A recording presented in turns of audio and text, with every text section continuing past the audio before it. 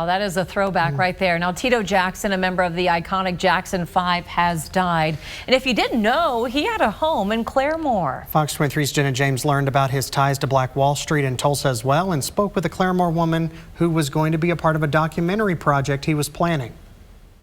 Tito Jackson was 70 years old. He had a lot of projects in the works in Green Country, including a festival he recently announced that was set to happen next year, as well as a documentary to start filming next month and an event center in downtown Tulsa. Tito was one of the brothers in the popular music group the Jackson 5. He was the third of 9 Jackson children.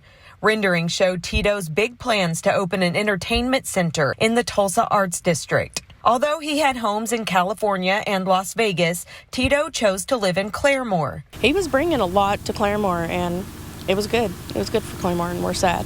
Just a couple of weeks ago, he held a mixer at his ranch where he announced he would be a part of the Tunes and Spoons Chili Cook-Off. It was also there he hinted that he would perform at the centennial of Route 66 in 2026. A documentary called Hooks, Lines, and Singers was to start filming on October 5th.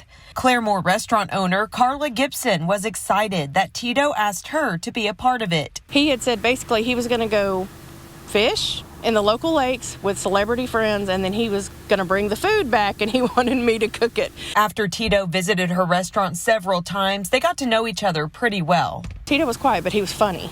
Okay, and the first time I met him, he was kind of standoffish, and I noticed that Terry had said, "Hey, Tito, you want a lemonade to go?" And I said, "Like Tito Jackson?" I was just kind of being ornery. I knew who he was. And I said, "Well, I'm Gibby."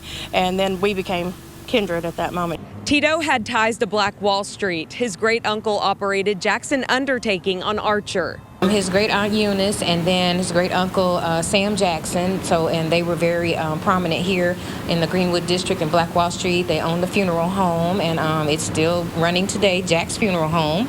In downtown Tulsa, covering news that matters. Jenna James, Fox 23 News. Cindy Cosper of Black Wall Street T-shirts and souvenirs says Tito came to the shop often and they made custom pieces for him.